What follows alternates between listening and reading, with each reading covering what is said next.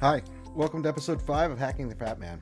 This is a podcast about my journey from 550 pounds to 175, or actually more likely a body fat percentage in the teens is really what I'm going for.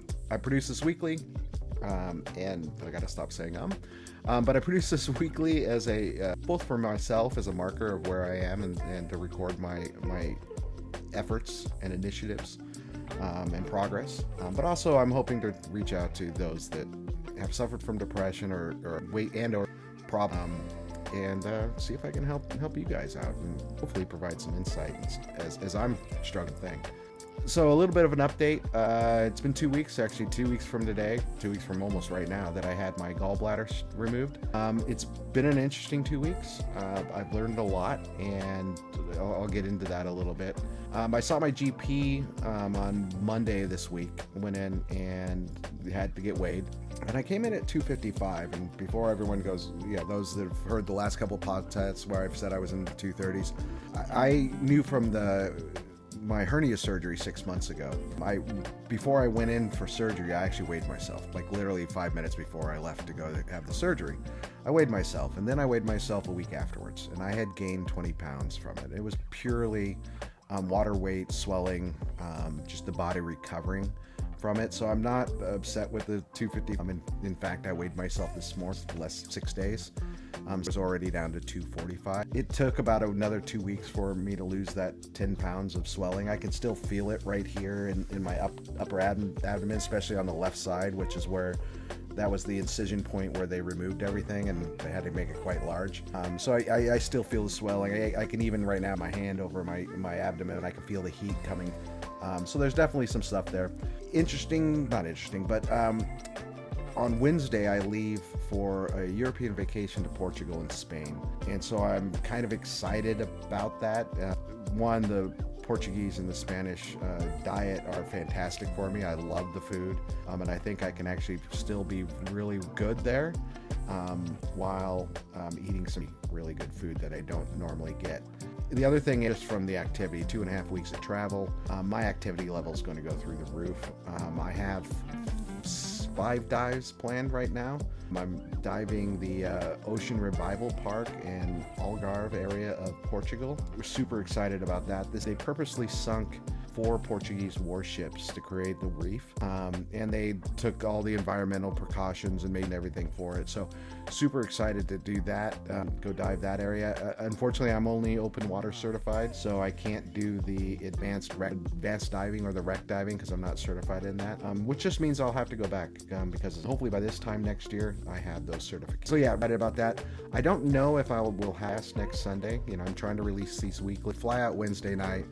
I'm going to be traveling. I'm going to be no idea about internet access. We'll be taking a week off from the podcast, and then hopefully coming back the following week with a week and a half summary of the trip so far, and how I'm doing. Maybe even try to find a scale somewhere. Maybe not. Maybe I'll wait until I get back to weigh myself. So that's what we have coming up. Another thing that was a surprise this week. So 2 things. One, I've learned about what bile does in the body. Because I've seen some improvement in my digestive system, meaning that the constipation, I'm going to talk about something. Anyway, we have to talk about it. Being on Zepbound, one of the side effects found your digestive system, and anyway, constipation is a thing. I have been from severe, and I talked to my severe constipation. I should have talked to him sooner because it could have been a sign that the gallbladder was going. I guess itself is laxative, and so I'm almost back to Zepbound, where things are moving, and I am really pleased with that and hope it sticks. I did miss a week after surgery, and take it Monday, and I haven't. It did slow down a little bit, but nothing like it had been. So anyway, we'll get off the constipation thing.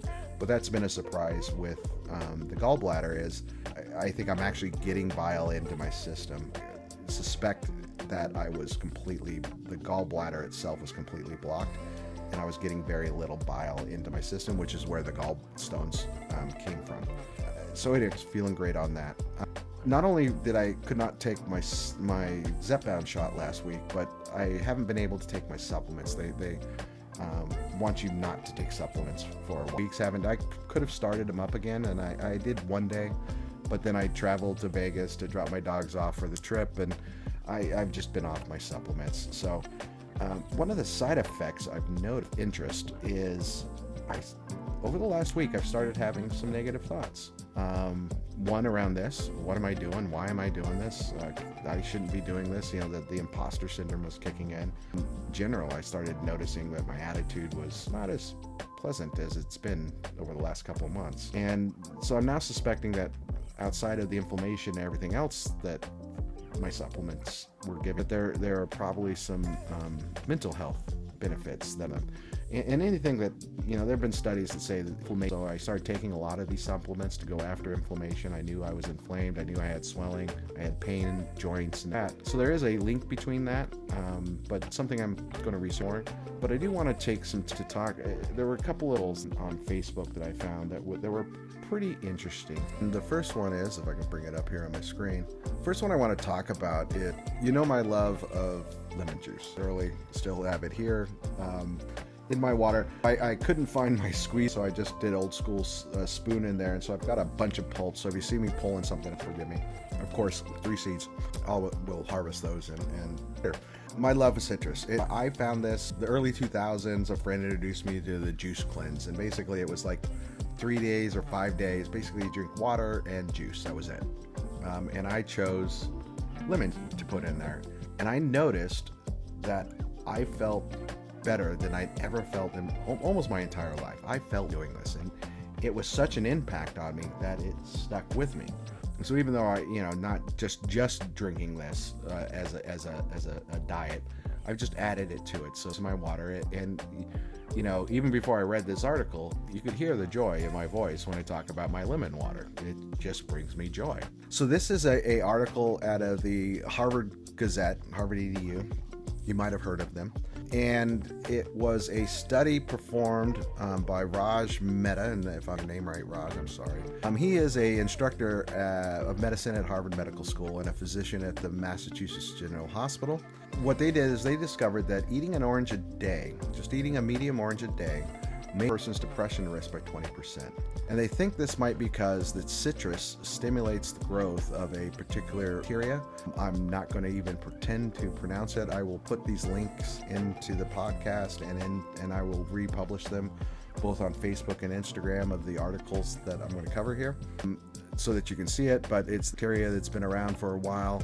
This is known to help influence the production of neurotransmitters of serotonin and dopamine, and we know that those are two things that we know help elevate mood. When asked what inspired the study, is he and another fellow read a paper. It was just about the paper they read from 2016 was just about women, but it was finding coming out of that study. So they piqued their interest because it had a lot of data, but they wanted to also see if it was it just women or was it also men. And so they produced this study, and it was conducted over a couple years, 2 years that they did it. And so the first study was nurses who ate a lot of citrus had lower rates of future depression than those who did not. That was what came out of that initial study. So they started recreating it and testing it themselves. And let's see, what else did I want to? There was one other thing. One of the things that they realize, or what he's calling about, is that this is his quote: "I think people know intuitively that food we eat impact our mood. We even have a term for this in comfort food, and it's these dishes that you eat that, and I love citrus. Citrus is a comfort food to me. Enjoying your food. This was the second thing I wanted to take out of it. So it wasn't just the citrus coming out of this study, but it was in our diet. Again, back to one of my points is enjoy what we eat. That it cannot feel like a punishment. If you're eating as a punishment because you're fat or you think you're fat, don't. You can lose weight. On one of my daily videos, I shared one of my favorite comfort foods that I make, and that is came from my mom's tuna casserole. And it was it's just 2 cans of tuna, some frozen broccoli, mushroom soup, and pepper. And I absolutely love it. Well, broccoli and spinach, or spinach. Absolutely love that. Put some pepper on there, in a gourmet meal. And that it was just a quick meal I would do. I love cheesy broccoli, green junk. You buy the steam packages. It's not really cheese. It's more of the Kraft macaroni and cheese powder kind of stuff, but it's still nothing against that. I love Kraft mac and cheese, so can't eat it, but please. It reminds me of that. Very calorie. Cheese can be very high in calories. I tend to say I want the full fat version of things. Cheese is the area where, especially with constipation, cheese can lead to constipation. So and it's high in calories. So while I do love cheese, I tend to try to reduce as much as I can, but the cheese doesn't count. I mean, it counts, but it doesn't count. So just tuna and the cheesy broccoli is a comfort meal to me. It just makes me feel good. So make sure to eat an orange a day, or have your lemon water. That's a full lemon that I have in there juiced. Be sure to make sure that you enjoy the foods you eat. Take the time to understand what do you enjoy. Every diet I've ever tried, they were always my favorite meals, and most of my diet now is those meals. Just what mood am I in for which one? And I'm going to list those out at some point for you guys. I've already started a couple, but I need to work on that a little bit more. The next thing, and this I just loved, I absolutely loved. In fact, I love this study so much, but it was a study out of the University of Colorado Boulder. And this was why it was a study conducted of bacteria in dirt, and does it affect our mood and depression. And so what they did was they grabbed some volunteers, and they had plant seeds in soil that they knew that they had placed this particular, again, I'm not a bacteria study. I guess it's one of the oldest bacteria on the planet. What they're studying, or what they're thinking about, is that this was a simple evolution, that this bacteria and us have evolved together. It provides a benefit to us. It improves our mood. They had wired electrodes, I guess, to the people's brains, and they noticed that. So one group planted in dirt that they knew they had that bacteria in, and another group planted in just from the electromagnetic, the readings that they were getting from they could tell within 10 minutes which group it was. So looking at the results, not knowing whether someone was in dirt with the bacteria that had been sanitized, they could tell which one were the dirt. Fascinating to me. And there's still a lot of research that needs to go along with this. There's obviously, no supplement. I'm not going to go tell you to eat dirt, but I will tell you to go plant things, get out in the dirt and have fun. I garden, watch some of my daily activities. And I'm using exercise. Look for exercise is actually just working in the back, because I do know it improves my mood. I can feel it just being out there. It makes me feel better. So now it's good to know that there's actually a reason why. It's the smells, the fresh air. There could be something in there. So their recommendation is eat fruit and vegetables, because even if it's been cleaned and washed, there's probably some of, they call these old friends, this bacteria old friends. There's some old friends on there. So eat fresh fruit and vegetables. That's going to help us. Might be one of the reasons why fresh fruit and vegetables are good for us. And then go play in the dirt. Have a good time. Enjoy yourself. The last article I wanted to cover, and again, this is on the topic of just mental health and what it means to our diet. A new study that came out, this is from Neuroscience News. Been able to find the actual article. I tend to like the source UCSF. Oh, so source is the UC San Francisco tested the effectiveness of a week-long web-based well-being intervention known as the Big Joy Project. Okay, so this is an article on Neuroscience News talking about the UC San Francisco study on the Big Joy project. And they enlisted over about 17,000 individuals from around the U.S., Canada, Great Britain, to participate in this project. And what they wanted was a few minutes a day, 5 to 7 minutes of kindness, whether it's else or to yourself. And what they discovered was, after the 7th day, or they call it an intervention, after the 7th day interventions, participants reported higher levels of well-being and positive emotion, and a stronger belief that one's own behavior can promote happiness. They also reported decreased stress and improved health and sleep quality. Why this matters, we've kind of covered it in the last couple articles, is we know that improvements in well-being are associated with lower risk of future mental illness. that leads then to better physical health. People with higher well-being are less likely to develop chronic conditions like cardiovascular disease, reduce mortality in both in healthy and unhealthy populations. Web-based well-being interventions over the last several weeks take 3 to 4 hours a week to complete, have shown favorable results, but this is the first time that a short intervention has shown such strong benefits. So what that means is they had done studies that if you were doing 3 hours a week and that it had improved. Now they realize it can be as simple as 5 to 7 minutes, simple acts of kindness. And this was particularly interesting to me. I remember, and at the height of my depression, when I was thinking the bad things, that simple task used to piss me off and make me frustrated. Like, actually, take my water. I've got a Samsung refrigerator. No offense, Samsung, but literally it's the worst ice dispenser I've ever seen on the planet. I get one ice cube about every 20 seconds. It's slow. It's even just filling up the water is slow and painful. And I used to get so frustrated at it. Or even just getting up, you hear people that they can't get up out of bed. Well, it's worse than that. They don't even want to take a shower. I didn't want to take a shower. Even though I knew I smelled, I was dirty, I was disgusting, I'm miserable. I did not have the energy to get up and do something. And reframing those tasks in my head, when in episode 1 I talked about just doing something, a little bit of kindness, make my life a little bit better each day. It was actually those tasks I started to focus on. So getting up, and when I'm taking a shower, I remind myself, it feels good to be to myself. It feels good. This is a good thing that I'm doing for myself. I am benefiting from it. Versus, oh my God, I can't believe I got to get up and take another shower. Yeah, whatever was going on in that stupid Drew brain, I'm pushing that aside now. It's gone. So doing the simple things, not getting frustrated, being in the moment. And so if I find myself getting anxious, waiting for the Samsung to drop the next ice cube, I start thinking about other things. I start just being calm, deep breathing, think about something good that my dogs did or something. And next thing I know, I've overfilled the ice, got too much ice in it. Well, okay, that never really happens, but close. Or it fills up and I'm done. And I feel like an hour feels like the 2 minutes that I'm doing. And that's, again, just the act of kindness to yourself and just reframing what you're staring at or what you're doing to help give you this feeling of well-being.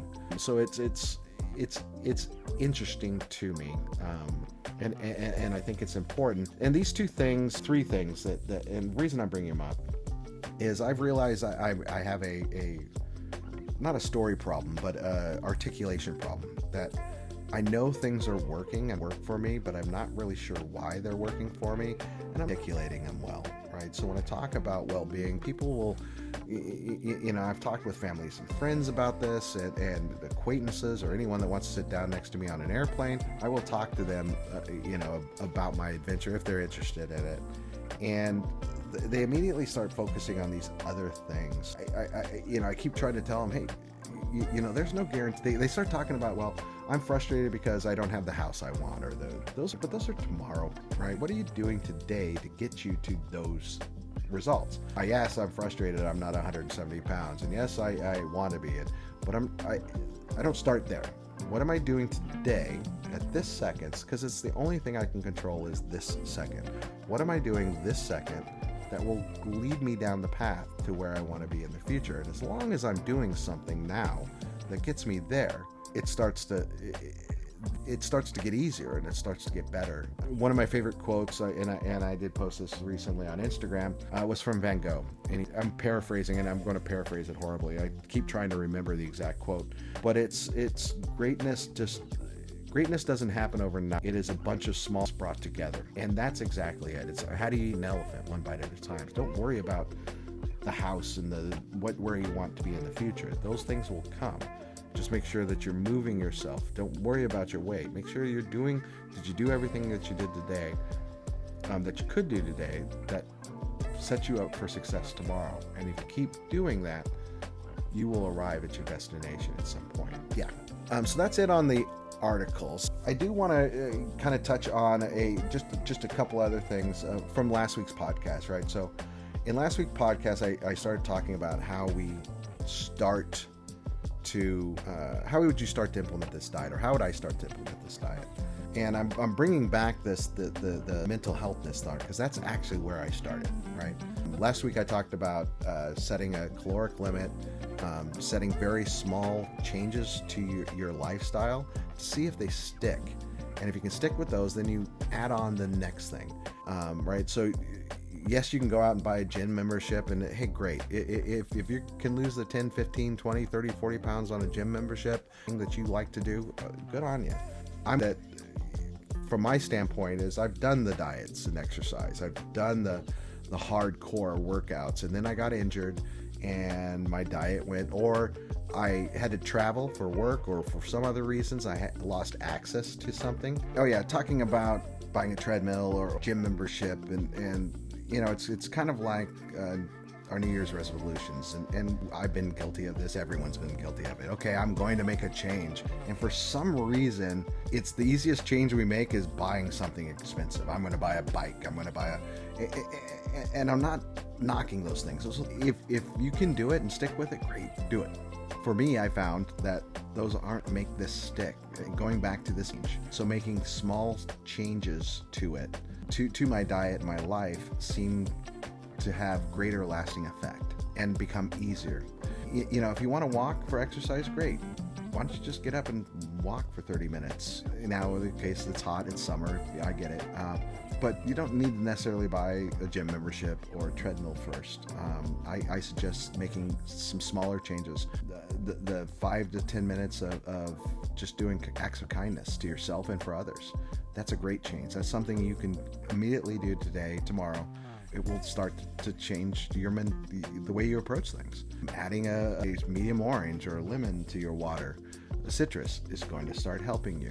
Last week I talked about moving to earlier in the day. That's a simple shift, right? Instead of eating all your calories at 6 o'clock, 8 o'clock at night, move your calories to noon, to 2 p.m. I already 90% of my calories in by 2. Most of the time I'm actually getting 100% of my calories in by 2 p.m. But I've also set the limit of, if I've missed something or if I'm feeling a little hungry, making sure I don't eat past 5. That's also something I've added. And those were simple changes to my life that I can do anywhere in the world. Doesn't matter where I am.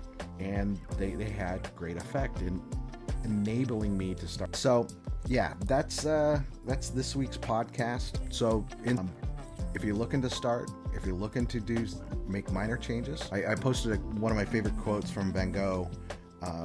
Butcher this mercilessly, but it basically was, greatness doesn't happen in one act. It's a bunch of small acts coming together. It's the how to eat now is one bite at a time. So doing simple acts combined lead to greatness. And I just love that quote, because that's kind of that's exactly what I'm trying to say here. Start small, make small changes, because by doing this, it's more likely to stick and become a habit in your life. Working out an hour a day is a major change to your life. Again, not knocking if you can do it, awesome if you can, but shifts tend to not stick, and we know that. I mean, the number of gym memberships that don't really use them, though they have them, money. The companies want you to do that because they know a certain population is going to be like that. Small changes, acts of kindness to yourself and to others, add to your diet. What else am I missing there? Oh, and go get outside and have some fun. So that's this week's advice. I hope you enjoyed this podcast with Hacking the Fat Man. Again, no podcast next Sunday. I'm going to take a week off. Try to get one out depending on what my internet connectivity looks like in Barcelona, because I'll be in Barcelona at that time. And hopefully I'll have some stories about my dive in Portimao and the ocean park, because I'm really, really excited about it. I hope you guys are great. Have a good week, and I'll see you in 2 weeks. All right, cheers.